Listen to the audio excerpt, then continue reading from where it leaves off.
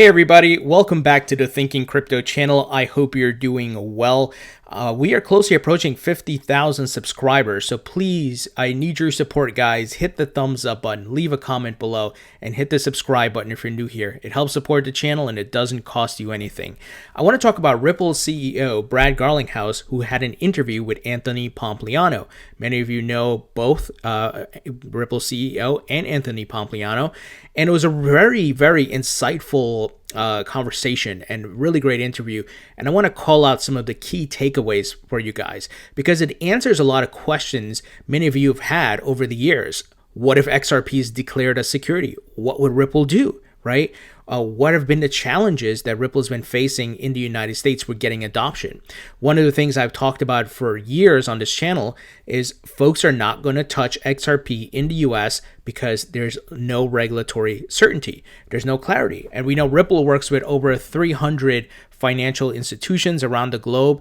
Some of their clients include Bank of America, Santander Bank, American Express, many well-known financial institutions, PNC Bank. So they have the clients, right? And overseas, where there's clarity, like in the UK and Singapore and so forth, those customers can use XRP. But the biggest market, right, in the United States, which has some of the biggest banks, cannot touch XRP. And they're very afraid to do that. So what I'm going to do is play the clips for you so you can hear directly from Brad addressing some of these things. So the first one I want to play for you is Brad talking about conversations he's had with CEOs of companies in the United States and what they have said. The U.S. has said, the U.S. Securities Exchange Commission has said, Bitcoin is not a security. They've said Ether is not a security. And that has given them the good housekeeping seal of approval. That allows entrepreneurs to say, okay, great, I can build upon that, I can invest in that, I can do that with certainty. For Ripple, because we use XRP in our tech stack, we will go, and I've had this experience, I will talk to CEOs of other companies and they'll say, well, look, hey, we need to, we're not going to work with Ripple's products enabled by XRP until there's clarity there. There's over 150 companies working in the XRP ecosystem. And, without that certainty, we have given, here in the United States, we have given an advantage to two technologies in Bitcoin and Ether that are today, by virtue of the mining capacity managed in China by a small number of miners. So guys, big takeaway there, right? Some very insightful information. What we've been talking about for years, as mentioned, he's talking to the CEOs in the United States, but they don't want to touch XRP. They would like to use it, right? They see the benefits, but they don't want to touch it because there's a risk, right? If you've been a subscriber to this channel, I've talked about that. They're not going to touch it until there's clarity. Now, I do believe XRP is not a security. I believe the SEC will deem it a not non-security, right? However, I always keep it real with you guys. There is a probability of it being deemed a security. Now, I think that's less likely given the SEC has gone after so many ICOs, so many crypto companies, yet they have not gone after Ripple. They have not even talked about what Ripple and XRP are doing, right? So I think that tells you what's happening, and the likes of a Jay Clayton is on his way out.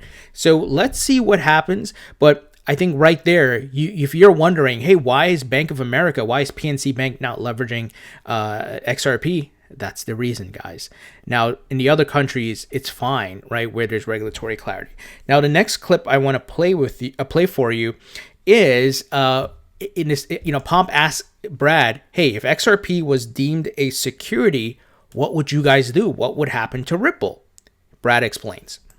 I think if XRP were deemed a security here in the United States, that, where you have other major G20 markets that have already taken a different view, it's kind of like, I'm not aware of any market globally that thinks XRP is a security. And so, you think about it, all right, so why would we here in the United States want to make a decision that's out of sync with other major G20 markets? Why would we want to create an uneven playing field that advantaged these Chinese-controlled technologies, particularly, frankly, in a Trump administration, whatever you may think about that? I just step back and think, all right, why? Like, is this the best path? Like, who are we solving for? And, you know, there's plenty of conspiracy theorists that, you know, are out there that have all kinds of conjecture about all kinds of things. I just look at it and think about it. Look, you got a bunch of companies here in the United States building upon an open source technology that isn't controlled by the US, isn't controlled by China, isn't controlled by Ripple.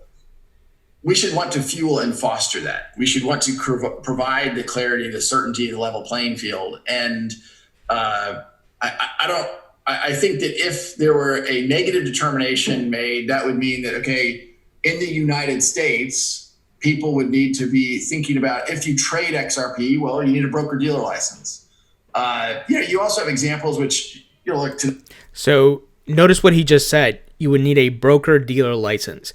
So they would have to go another avenue here to try to get a work with their partners to have broker-dealer licenses to be able to leverage XRP. So they would still be able to function. It would just probably take a bit longer, and they would have to get all this done, right? They would have to work their way up and get things going with the broker-dealer license with different banks and payment providers. So that's the situation they would find themselves in. And obviously they're trying not to go that route, right? They want to get the clarity and they're making the push. So we'll see what happens, but it shows that XRP is not going to be dead, and Ripple's still going to be able to function. They also, he mentioned like other G20 markets, right? Talking about like the UK and so on and so forth. They will still be able to do what they have to do globally. And in the interview, and this article kind of quotes him here, you know, more than 90% of RippleNet customers are out of the United States. So that's good. Now, they have some big clients, obviously, in the United States, such as Bank of America and so on and so forth. So things would still progress. XRP would still be able to be leveraged.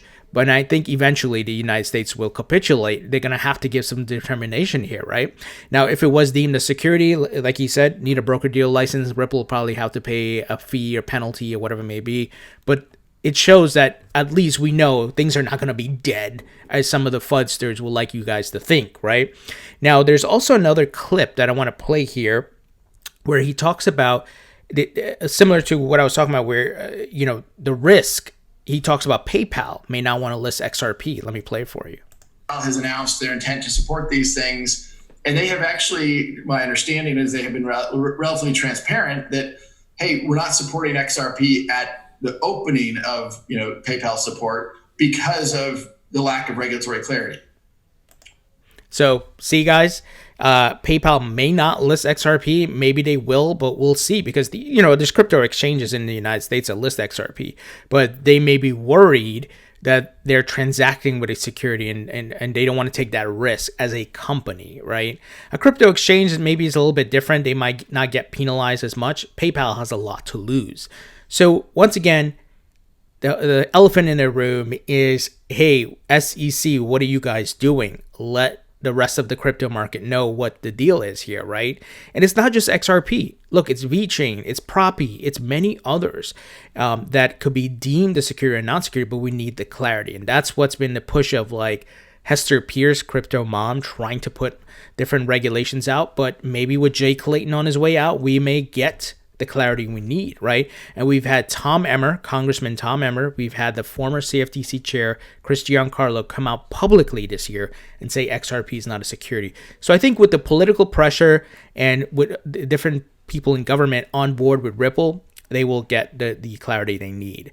But I think this, once again, is insightful. It answers a lot of questions we weren't sure, we were speculating, but to hear it from Brad is great. Now, another thing here I want to play for you guys. Brad confirms he owns Bitcoin. He diversifies. He has Bitcoin. He wants to see Bitcoin successful. Now, there is another part of the interview where Anthony Pompliano, I believe, was just not being truthful.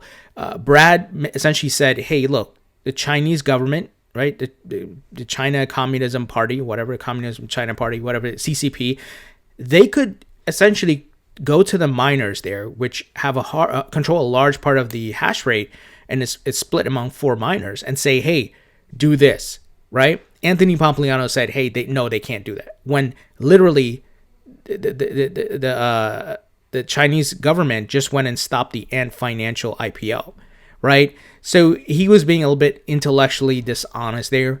but he is a Bitcoin maximalist. So, but anyway, let me play the clip for Brad saying he owns Bitcoin. Certain elements of the crypto community are like, oh, Brad just hates on Bitcoin. Let me be clear, and I said this to you when I was last on your show. I personally, in my own account, own Bitcoin. I'm long Bitcoin. I'm a believer, period. I also think the best way for Bitcoin and really all of crypto for long-term success is that we are intellectually honest and talk about like what are the problems that might limit success in the future. And like one of the things that I think is just, it is reality, the facts support it, is that today the US has said, the US Securities Exchange Commission has said, Bitcoin is not a security. They've said Ether. So he says he owns Bitcoin, but obviously he talks about the risks that come with Bitcoin, like the mining power being, or over 50% of it is controlled in China by 4 miners. And him and Anthony Pompliano had the dialogue once again that, hey, the Communist Party there could come and say, hey, do a 51% attack or do this or do whatever, right? That risk exists. Now, as always, I keep it real with you guys. There are more miners being built around the globe. In Texas, the world's largest mining farm is being built there. There's also Layer 1, which is backed by Peter Thiel. So it's not just, okay, it's China and that's the end of the story. There are mining companies being built. But as of this moment, Brad has certainly a case to present as that could be a risk. Anthony Pompliano was being a bit, once again, intellectually dishonest, saying like, hey, as though the Communist Party in China cannot just go stop them or make them do things to the Bitcoin network. They can. I mean, what are we talking about here, right? So, guys, I hope this was insightful. Really great information. Once again, a lot of the U.S. banks and companies do not want to touch XRP, even though they want to use it. They don't want to touch it because there's no regulatory clarity. He highlights that PayPal may not list XRP due to the uncertainty.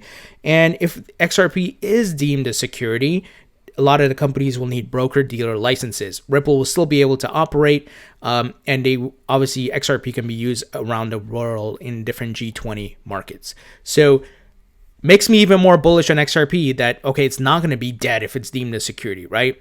That was, I think, my overall takeaway from in a nutshell. So, guys, what do you think about this? A lot of insightful information, very helpful. And does this make you feel even more confident about XRP or less confident? I would love to hear what you guys think. Leave your thoughts and comments below. Hit the thumbs up button, and I'll talk to you guys later.